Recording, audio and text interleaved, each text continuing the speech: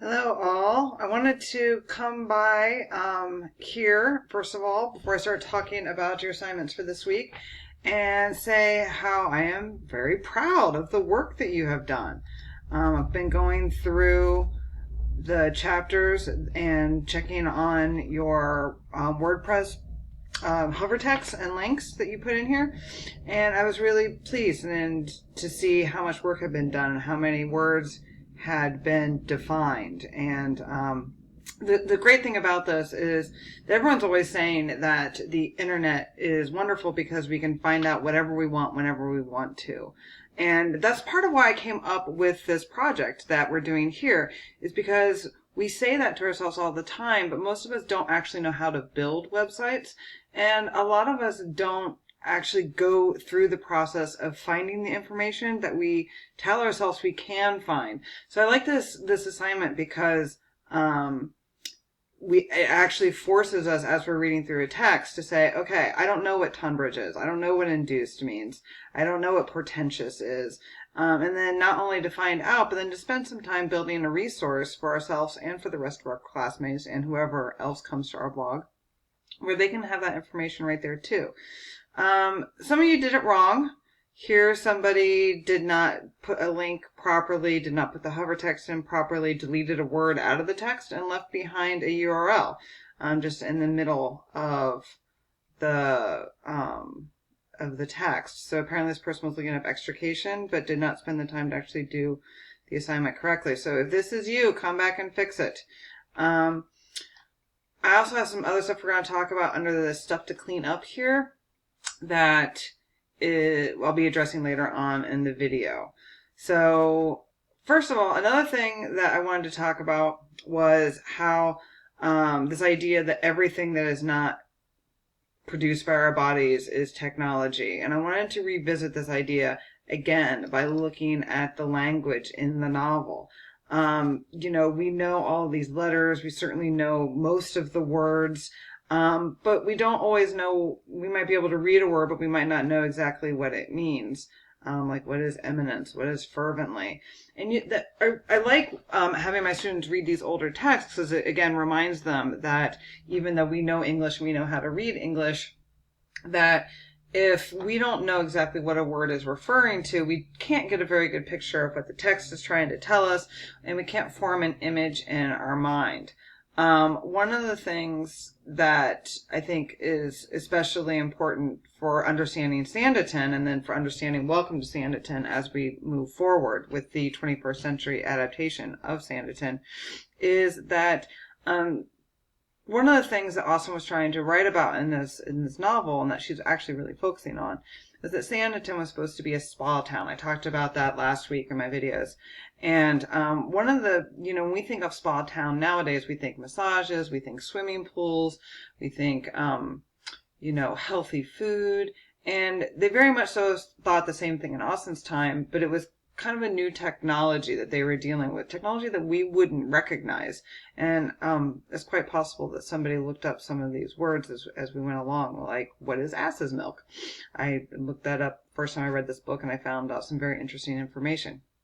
But one thing that she really refers to, that also refers to in this novel, is the use of bathing machines and going to the sea. And probably you thought of a pool or something, but when she was talking about bathing machines, this is what she would have been talking about. You can see here in this image, people would go to the beach, and before the 19th century, people really wouldn't swim in the ocean. They were really afraid of the ocean and the disease that was associated with the ocean and sort of its majesty. But starting in the 19th century, they started, in late 18th century, started actually traveling to the ocean and going bathing. But most people didn't know how to swim. And also the dictates of the time did not allow you to wear a bikini in public. So they solved this in a couple of ways. What they did was, this is a bathing machine, which is basically like a shed on cartwheels. And you would hook it up to a horse, and you would climb fully clothed into this shed, and the man on the horse would drag you out into the water.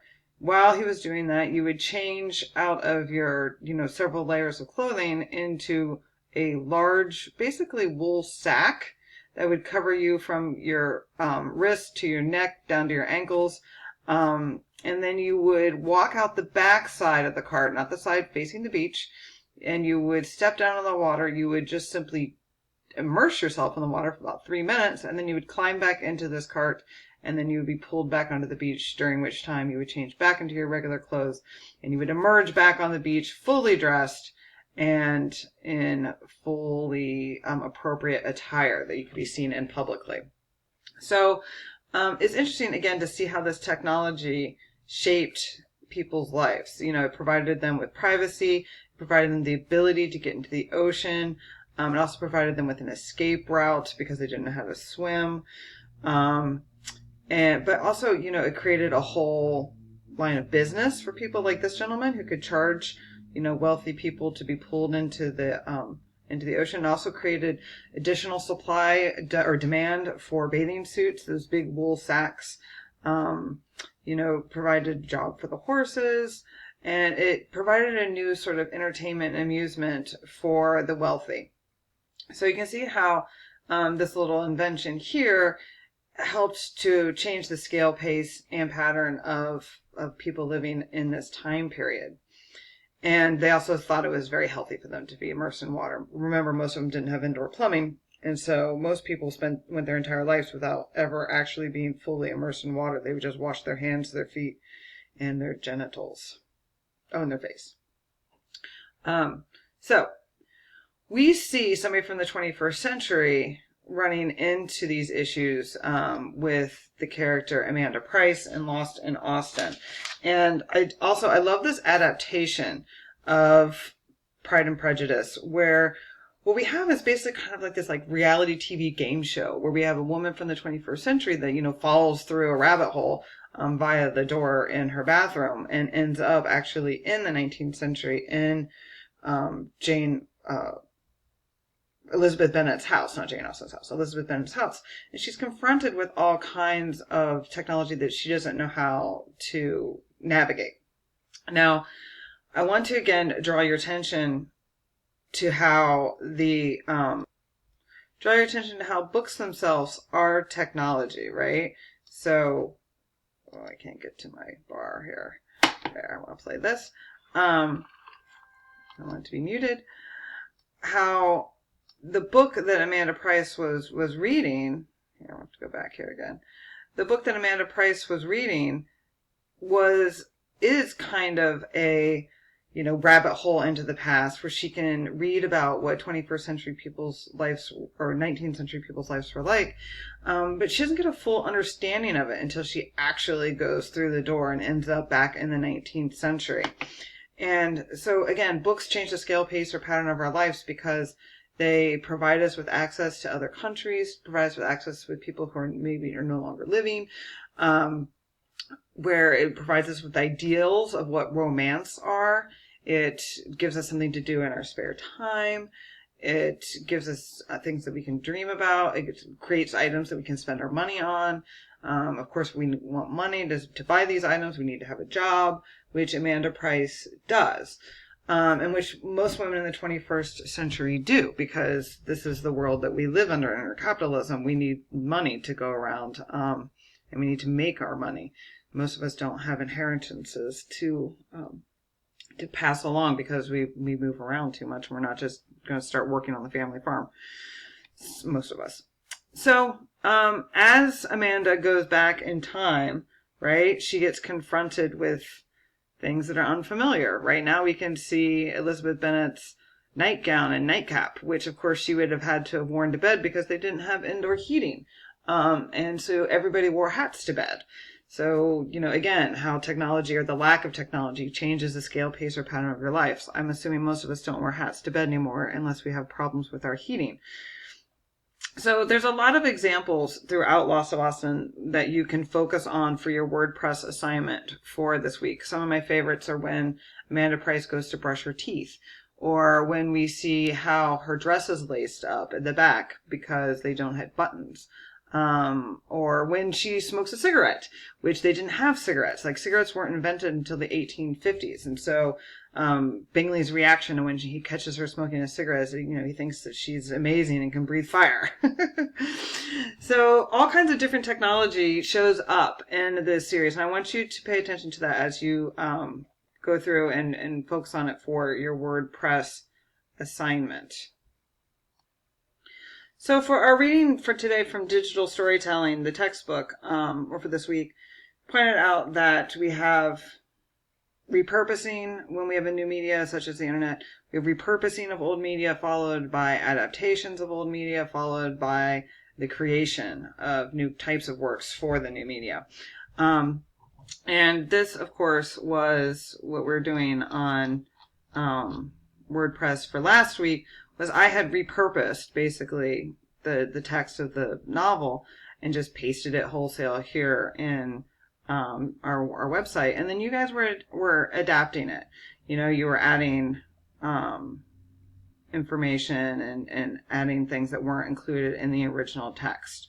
So you were doing new things with it, but basically we were just using an old text. And the Lost for Austen that we watched, the episode, that is also an adaptation of the story. It's more radical adaptation of Pride and Prejudice, where a character actually becomes part of the story. But I also like how the article that I signed, The Real Housewives of Jane Austen, kind of points to how our new media of TV and digital storytelling changes genres as well. We're adapting genres for the new mediums. So it's not just that we're adapting, stories, we're also adapting how genres work. And Sophie Gilbert, the author of the article, draws a direct line between the novels that Austen wrote and then the reality TV that we watch today. Here, of course, we have Rob Kardashian and Black China over Christmas break. I got caught up with their reality TV show, found it very interesting and entertaining, and now I know more about them. And I like how the author of this article draws these comparisons where, for example, she says, what's clear reading Austen today or watching one of the countless adaptations of her work is how much the women in her novels have in common with so many of the women in reality television. Her female characters are defined by two primary qualities, their privilege and their powerlessness. And oftentimes we look back at the past and we say, aren't they silly? Didn't they treat their women so terribly? And neglect to draw comparisons to how things really have stayed the same over the centuries, even though some of the technology has changed, and then therefore the way that marriage is approached, which marriage is itself a technology, is not natural, is not produced by our bodies, it's something that's created by our religious institutions and our state institutions. But nevertheless, it's something that still shapes and molds the way we live our lives.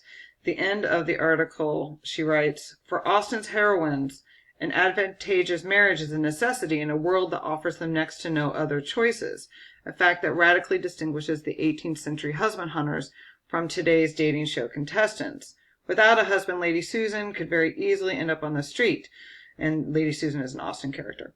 Without the ability to work or inherit property, the Dashwood sisters of sensibility are forced to move to a tiny cottage while their manipulative sister-in-law takes over their family home. One of the main points Austen is making is that Lady Susan is just what books advised women to be, Tomlin writes. She has perfectly mastered the art of using conventions of society to get what she wants. So, too, the best reality show stars master the conventions of their genre without ever seeming even slightly tempted to question them. So I want us to think about how the technology that's mentioned in this article helps us to better understand not just the past, but also the present, with why women of the past and women of the present, are being represented very much in a lot of the same classical roles, just in a new medium, the internet, the TV, etc. And so I'm going to pause here and start another video just to wrap up this explanation and to show you what you're going to be doing on WordPress. Okay, so I'll be back in a minute.